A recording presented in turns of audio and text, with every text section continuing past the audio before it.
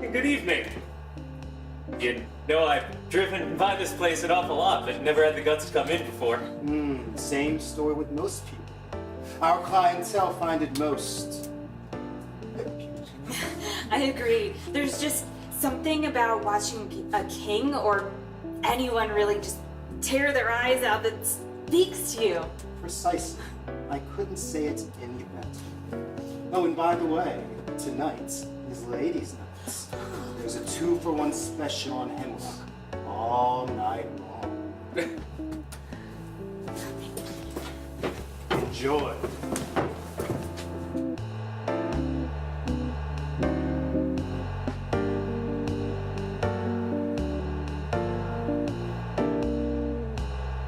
Hello there. My name is Ophelia. I will be serving you this evening. I suppose Miles will have told you about our drink specials. Will it be 2 hemlocks straight off then, or would you like to see a menu first? Maybe the hemlock's a little later, but I assure you we're both dying to try them. That's supposed to be some kind of joke. Well, No jokes, please. Look, if you want some cheap laughs, there are plenty of comedy clubs around. This here is deadly serious business. Please, we didn't know. We're sorry. we've never been here before. It's our first time. Well, no harm done then. So what can I get you two to start with then? I'll take a screwdriver. Very good, sir. 1 screwdriver. Will that be the Phillips or flathead? I highly recommend the Phillips. It punctures so much more cleanly than the flathead. No, I meant... What? All right, Phillips then. And for you, miss, what can I get for you? Bloody Mary? Right, 1 Bloody Mary. Would you like the finger with that? No extra charge. Without. Fine. All right, I will get those over to you in just a moment. Enjoy the show while you wait. Good evening, ladies and gentlemen, and welcome to Sophocles' International House of Tragedy, the finest tragedy stand-up club on the Strip.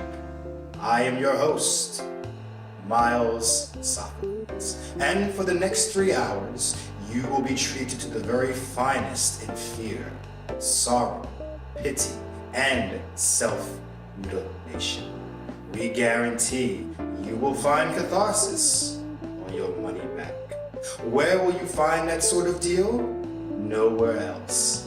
I guarantee it. But it is you, the clientele, who have made this club the #1 purveyor of the tragic experience. And for that, I thank you.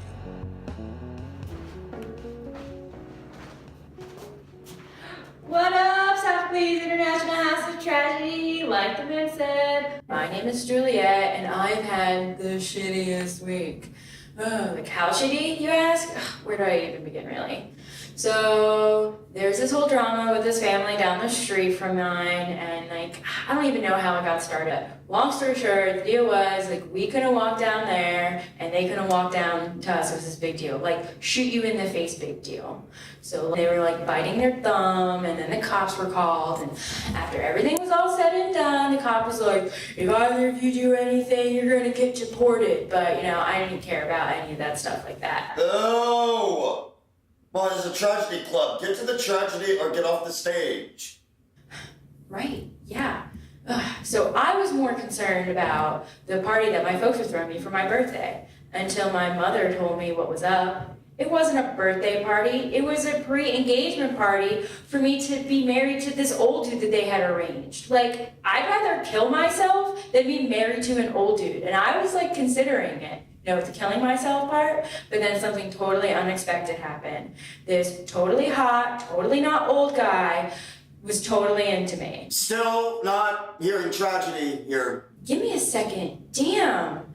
Then that's when my nurse told me the hottie was from down the street. Just because I'm into this guy who's down the street, like, whatever. So I called BS to that feud, and then we eloped, and then we got married. And then, you know, we had to come back to keep up appearances. And that's when shit got real. And I was like, oh my God, like my life is over. Like, I don't know what I'm gonna do. Like, but then the guy who married us sent me a text and he was like, listen, he was like, I can just fake your death and then like you can be married and be happy. And I'm like, yeah, let's do that. I don't know what was in that thing he gave me, but I was out for like 3 days. And I woke up and he was dead. Like, he was super dead. And like, I didn't know what happened. Like, did he not get my text to tell him what was happening? I have all these plans that I wanted and now I can't do any of them and now like my life is basically over. Back to plan A, back to killing myself, so yeah. Oh, happy dagger, this is thy sheath. There rust and let me die. Gah!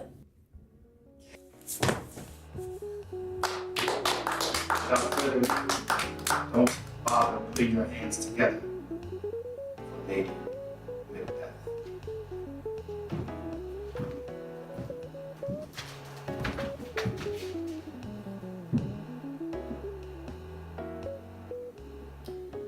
You know, I don't get it. I don't get it. You work really hard, you slave away trying to support your husband, and all you ask for from him is that he provide you with the lifestyle you deserve. Is that too much to ask for? Is it?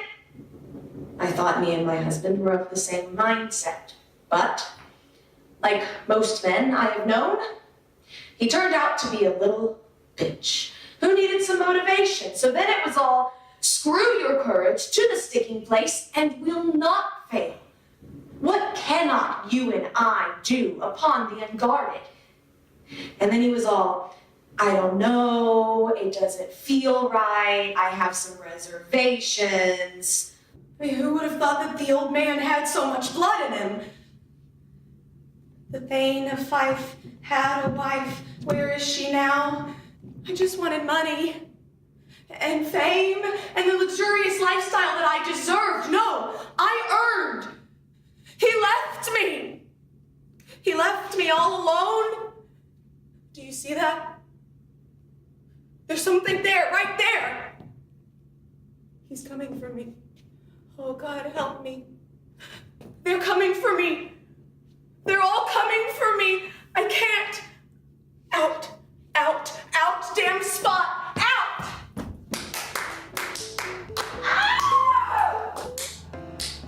That lady was out of her freaking mind. Let's keep the pity party going. Without further ado, Desdemona. I've been going through a really rough time lately, and I'm hoping that talking about it will help. My husband is a general in the army, travels the world with hundreds of men.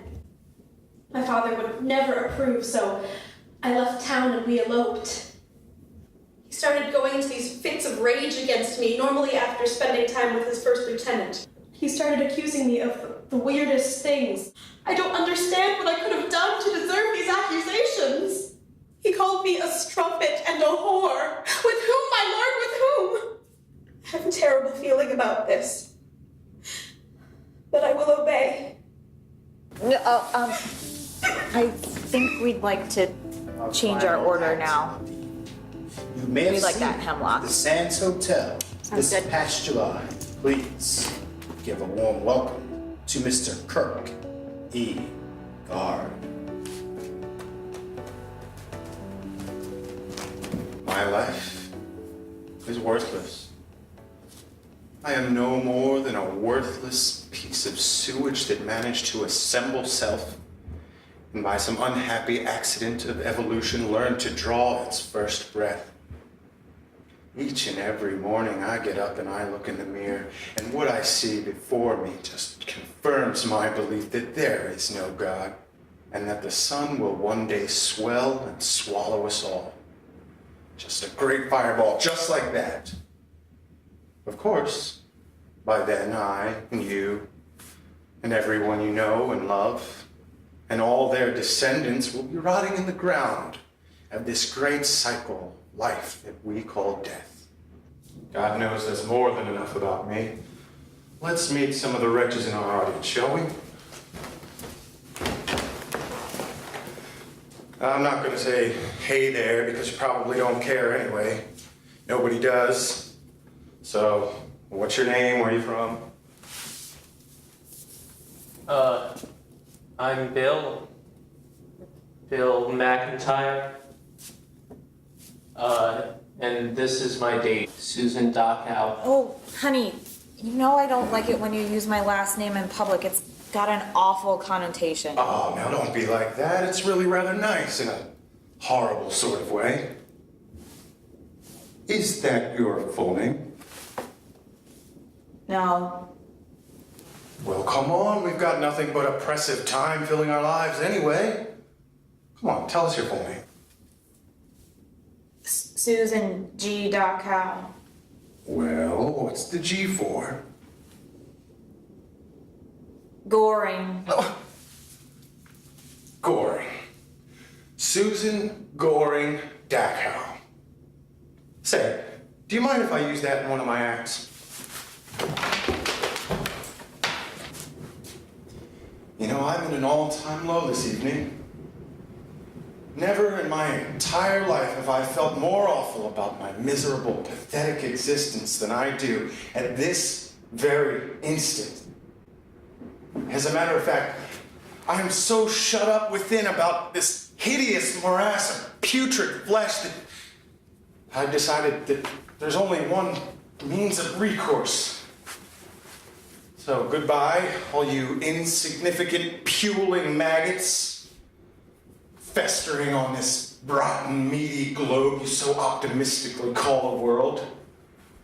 I weep only because you don't have the courage to do what I'm about to do. It's okay, honey. It's only an act, after all.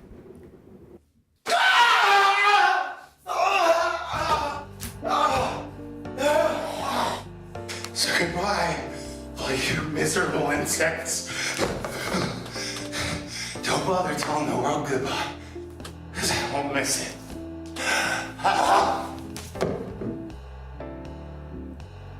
That was horrible. Horrible. Don't worry about it, Susan. I'm never gonna forget that.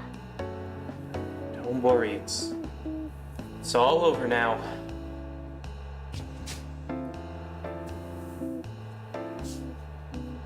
Kierkegaard, everybody. Kierkegaard. Oh boy, what a show. They don't make them like that anymore. And that's a part of what's wrong with the world today.